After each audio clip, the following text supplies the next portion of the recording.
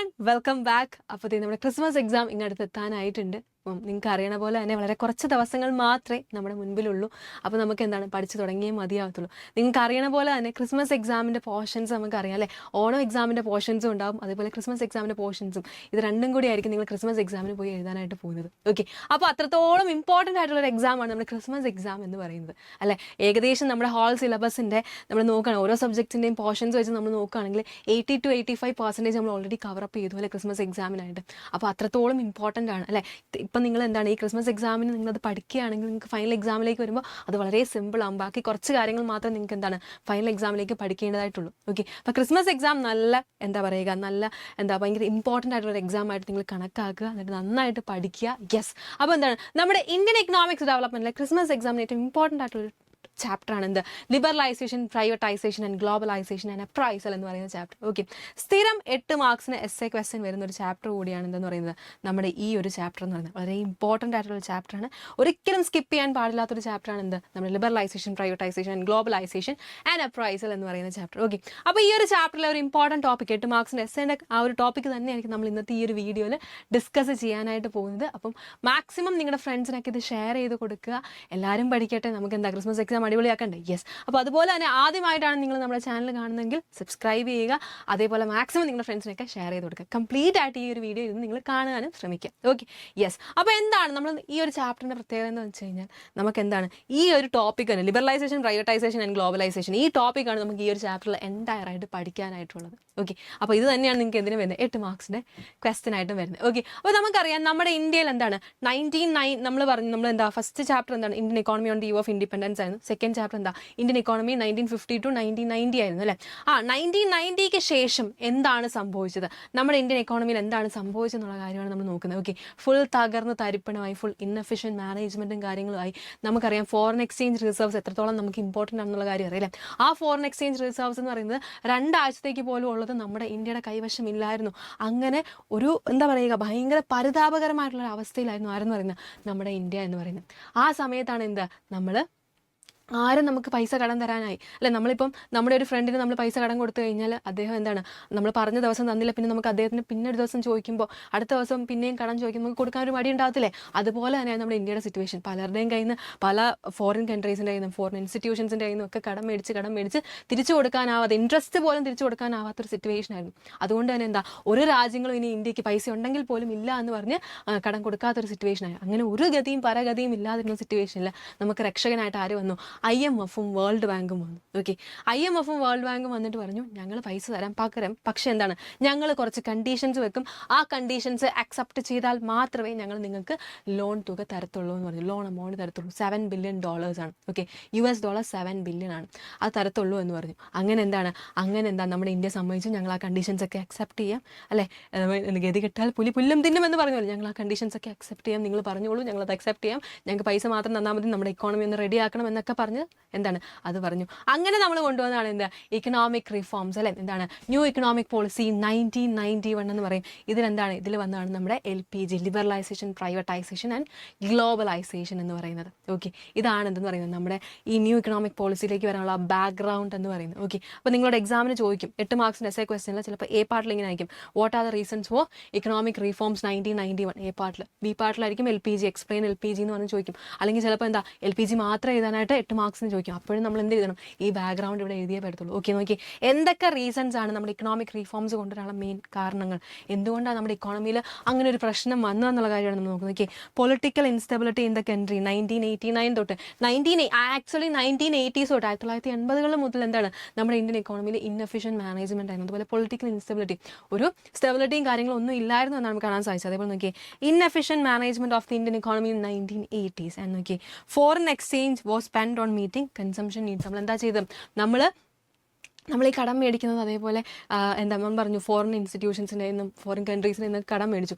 ഈ കടം മേടിക്കുന്നതൊക്കെ എന്താണ് നമ്മുടെ രാജ്യത്തെ ആളുകളുടെ കൺസംഷൻ നീഡ്സിന് വേണ്ടി മാത്രമേ സ്പെൻഡ് ചെയ്തുകൊണ്ടിരുന്നത്, അല്ലാണ്ട് എന്താണ് നമ്മുടെ രാജ്യത്തെ എക്സ്പെൻസ് നികത്താനോ കാര്യത്തിനോ ഒന്നും തന്നെ ഇല്ലായിരുന്നു എന്നാണ് പറയുന്നത്. നോക്കി foreign exchange reserve decline to a level that was not adequate to finance import for more than 2 weeks. 2 ആഴ്ചത്തേക്കുള്ള ഫോറിൻ എക്സ്ചേഞ്ച് റിസർവ്സ് പോലും നമ്മുടെ ഇന്ത്യയുടെ കൈവശം ഇല്ലായിരുന്നു എന്നാണ് പറയുന്നത്. മറ്റൊരു പ്രശ്നമാണ് എന്തെന്ന് പറയുന്നത് ഗൾഫ് വാർ എന്ന് പറയുന്നത്. നമുക്കറിയാം അല്ലേ, പെട്രോളിയം പോലുള്ള പ്രൊഡക്ട്സിന് നമ്മൾ ഗൾഫ് കൺട്രീസിനാണ് ഡിപ്പെൻഡ് ചെയ്തുകൊണ്ടിരുന്നത്. അപ്പോൾ എന്താ ഗൾഫ് വാർ വന്നത് കാരണം അതും ഒരു പ്രശ്നമായി. എന്ന് നോക്കിയേ, slow growth of the economy, poor performance of public sector undertakings and എന്താണ് price rise of essential goods. നമുക്ക് എന്താണ് നമ്മുടെ ജീവിതത്തിൽ നമ്മുടെ ഡെയിലി ലൈഫിൽ നമുക്ക് ഒഴിച്ചുകൂടാൻ പറ്റാത്ത കുറച്ച് ഗുഡ്സ് ഉണ്ടാവും അല്ലേ, എസെൻഷ്യൽ ഗുഡ്സ്. അതാണ് എസെൻഷ്യൽ ഗുഡ്സ്. ആ എസെൻഷ്യൽ ഗുഡ്സിൻ്റെയൊക്കെ പ്രൈസ് കൂടി ഇങ്ങനെ ഒരുപാട് പ്രശ്നങ്ങൾ എവിടെ വന്നു, നമ്മുടെ ഇന്ത്യൻ ഇക്കോണമിയിൽ വന്നു. അപ്പോൾ അതിൻ്റെയൊക്കെ എന്താണ് നമുക്ക് പൈസ ഇല്ലാത്തൊരു സിറ്റുവേഷനായി, ഭയങ്കര ഇൻഎഫിഷ്യൻ്റായി നമ്മുടെ ഇക്കോണമി എന്ന് പറയുന്നത്. അങ്ങനെ ഒരു ഇക്കോണമിനെ കരകയറ്റാനായിട്ട് ആര് വന്നു? IMFും വേൾഡ് ബാങ്കും വന്നു. ഓക്കെ, അവർ പറഞ്ഞു ഞങ്ങൾ നിങ്ങൾക്ക് പൈസ തരാം, പക്ഷെ ഞങ്ങൾ പറയുന്ന കണ്ടീഷൻസ് നിങ്ങൾ അക്സെപ്റ്റ് ചെയ്താൽ മാത്രമേ എന്താണ് നമ്മൾ പൈസ തരത്തുള്ളൂ എന്ന് അവർ പറഞ്ഞു.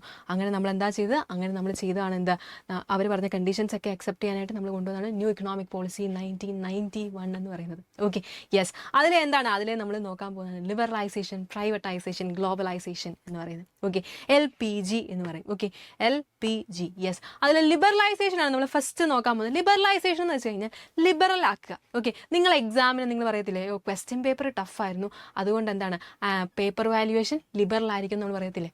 യെസ്, അത് തന്നെയാണ് സംഭവം എന്ന് പറയുന്നത്. അതായത് എന്താണ്, നമ്മുടെ ഇക്കോണമിയിൽ ഗവൺമെൻറ് എന്തായിരുന്നു, നമ്മൾ ഈ 1950 to 1990s നമ്മൾ എന്താ കണ്ടത്, കുറേ റെസ്ട്രിക്ഷൻസും കാര്യങ്ങളും IPRും കാര്യങ്ങളൊക്കെ കൊണ്ടുവന്നിരുന്നു അല്ലേ. അപ്പോൾ എന്താണ്, അങ്ങനെയുള്ള റെസ്ട്രിക്ഷൻസും കാര്യങ്ങളൊക്കെ എടുത്ത് മാറ്റുക, അത് എലിമിനേറ്റ് ചെയ്യുക, അത് ഇല്ലാണ്ടാക്കുക.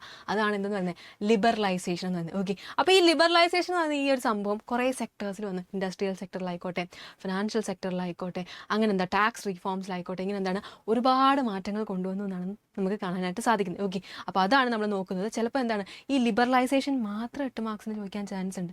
ഓക്കെ, അതെങ്ങനെയാണെന്ന് ചോദിച്ചു കഴിഞ്ഞാൽ A പാർട്ടിൽ നമ്മളോട് എന്താണ് ഈ ബാക്ക്ഗ്രൗണ്ട് എഴുതാൻ പറയും, B പാർട്ടിൽ എന്താണ് എക്സ്പ്ലെയിൻ ലിബറലൈസേഷൻ എന്ന് പറയും. കാരണം എന്താണെന്ന് കാണിച്ചിട്ട് നോക്കി, ഇത് മാത്രമാണ്, ഇത്രയാണ് നമ്മുടെ ലിബറലൈസേഷൻ്റെ ടോപ്പിക് എന്ന് പറയുന്നത്. നോക്കി, liberalisation was introduce to put and end to the restrictions and open various sectors of the economy. എന്താണ് എലിമിനേറ്റ് ചെയ്യുക, ഗവൺമെൻറ് ഒരുപാട് റെസ്ട്രിക്ഷൻസും കാര്യങ്ങളൊക്കെ കൊണ്ടുവന്നു, ആ റെസ്ട്രിക്ഷൻസും കാര്യങ്ങളൊക്കെ ഇല്ലാണ്ടാക്കുക, നിർത്തലാക്കുക. എന്നിട്ട് എന്താണ് നമ്മുടെ ഇക്കോണമി എല്ലാ സെക്ടേഴ്സിനും ഓപ്പൺ അപ്പ് ചെയ്ത് കൊടുക്കുക എന്നാണ് ലിബറലൈസേഷൻ്റെ മെയിൻ സംഭവം എന്ന് പറയുന്നത്. ഓക്കെ, അപ്പോൾ നോക്കി ലിബറലൈസേഷൻ ഏതൊക്കെ മേഖലയിൽ വന്നു നോക്കി, ഇൻഡസ്ട്രിയൽ സെക്ടർ റീഫോംസിൽ കൊണ്ടുവന്നു, ഫിനാൻഷ്യൽ സെക്ടർ റീഫോംസിൽ കൊണ്ടുവന്നു, ടാക്സ് റീഫോംസിൽ കൊണ്ടുവന്നു, foreign exchange reforms and last one ആണ് എന്ത് trade and investment policy reforms. Okay, അപ്പോൾ നമുക്ക് ഫസ്റ്റ് വൺ നമ്മൾ നോക്കുന്നതാണ് എന്ത് ഇൻഡസ്ട്രിയൽ സെക്ടർ റീഫോംസ്. നമുക്കറിയാം ഇൻഡസ്ട്രിയൽ സെക്ടർ എങ്ങനെയായിരുന്നു, എന്താണ് ഒരു ഇൻഡസ്ട്രി സ്റ്റാർട്ട് ചെയ്യണമെങ്കിൽ നമുക്ക് ലൈസൻസ് വേണം, അത് നിർത്തലാക്കണമെങ്കിൽ നമുക്ക് ലൈസൻസ് വേണം, അവിടെ അഡീഷണൽ പ്രൊഡക്ട്സ് പ്രൊഡ്യൂസ് ചെയ്യണമെങ്കിൽ അവിടെ ലൈസൻസ്, അത് ഇത് അങ്ങനെ കുറേ സംഭവങ്ങളുണ്ടായിരുന്നു അല്ലേ. ഈ ലൈസൻസിങ് ഒക്കെ അങ്ങോട്ട് എടുത്ത് മാറ്റി അത് അങ്ങോട്ട് അബോളിഷ് ചെയ്തു, ഇടിച്ച് നികത്തി എന്ന് നമുക്ക് പറയാം. പക്ഷേ എന്താണ്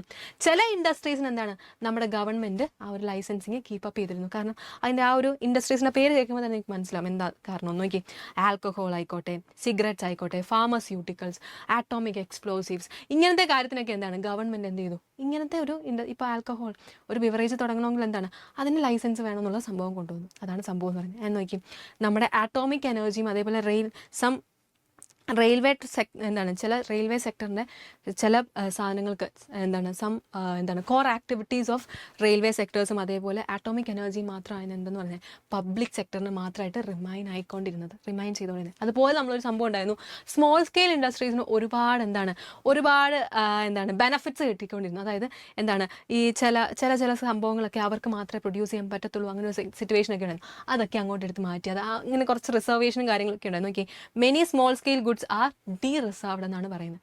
ആൻഡ് നമ്മുടെ പ്രൊഡക്ട്സിൻ്റെ പ്രൈസ് എന്ന് പറയുന്നത് എന്താണ്, അത് മാർക്കറ്റ് ഡ്രിവൺ ആക്കി, മാർക്കറ്റിലെ ഡിമാൻഡിനും സപ്ലൈക്കും അനുസരിച്ചാക്കി പ്രൈസസ് ഫിക്സ് ചെയ്യുന്നുള്ള കാര്യം കൊണ്ടുവന്നു. അതാണ് ഇൻഡസ്ട്രിയൽ സെക്ടർ റീഫോംസിൽ വന്ന മാറ്റം.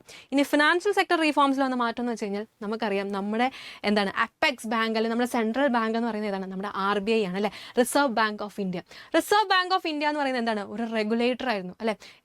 നമ്മുടെ ഫിനാൻഷ്യൽ സെക്ടർ, നമ്മുടെ ഇന്ത്യയിലെ ഫിനാൻഷ്യൽ സെക്ടർ മൊത്തം കൺട്രോൾ ചെയ്തുകൊണ്ടിരുന്ന അവരായിരുന്നു. അപ്പോൾ ആ റെഗുലേറ്റർ, ആ കൺട്രോൾ ചെയ്യുന്ന ആ ഒരു പൊസിഷനിൽ നിന്ന് എന്താണോ നമ്മുടെ ഫിനാൻഷ്യൽ സെക്ടറിന് ആവശ്യമായിട്ടുള്ളത് ആ ഒരു അഡ്വൈസ് കൊടുക്കുന്ന ഒരു ഫെസിലിറ്റേറ്റർ ആക്കി മാറ്റുക.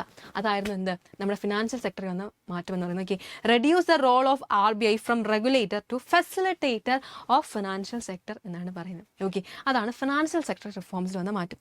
ആൻഡ് തേർഡ് വൺ ആണ് ടാക്സ് റിഫോംസ് എന്ന് പറയും. ഓക്കെ, നമുക്കറിയാം നികുതി ടാക്സ് നമുക്ക് മെയിനായിട്ട് 2 ടൈപ്സ് ഉണ്ട്, ഡയറക്റ്റ് ടാക്സും ഉണ്ട്, ഇൻഡയറക്റ്റ് ടാക്സും ഉണ്ട്. ഓക്കെ, അപ്പോൾ ഈ ടാക്സ് നമുക്കറിയാം, ഡയറക്റ്റ് ടാക്സ് എന്ന് പറയുമ്പോൾ ഒരാൾ ഒരാളുടെ ഇൻകത്തിൽ വരുന്ന ടാക്സ് ആണ് ഡയറക്റ്റ് ടാക്സ് എന്ന് പറയുന്നത് അല്ലേ.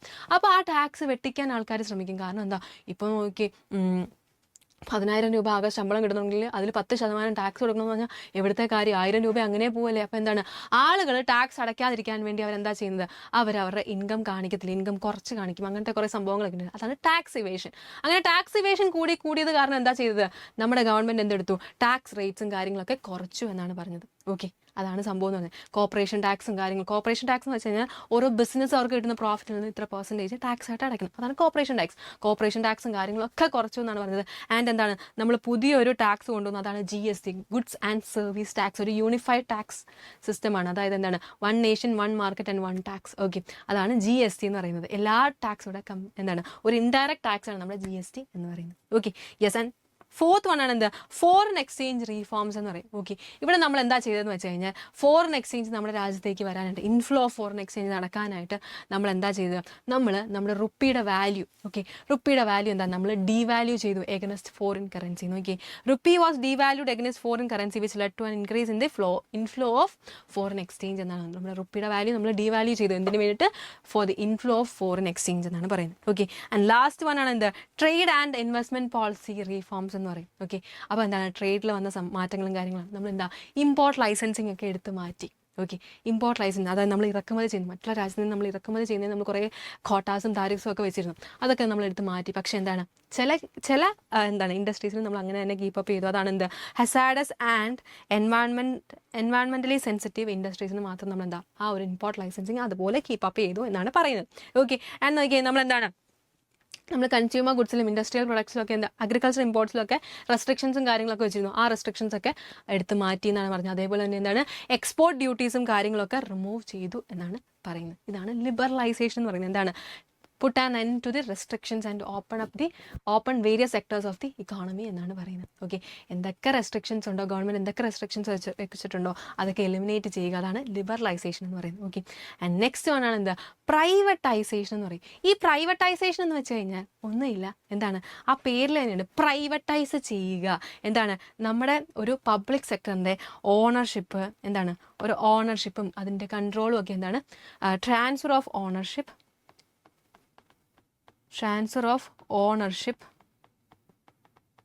and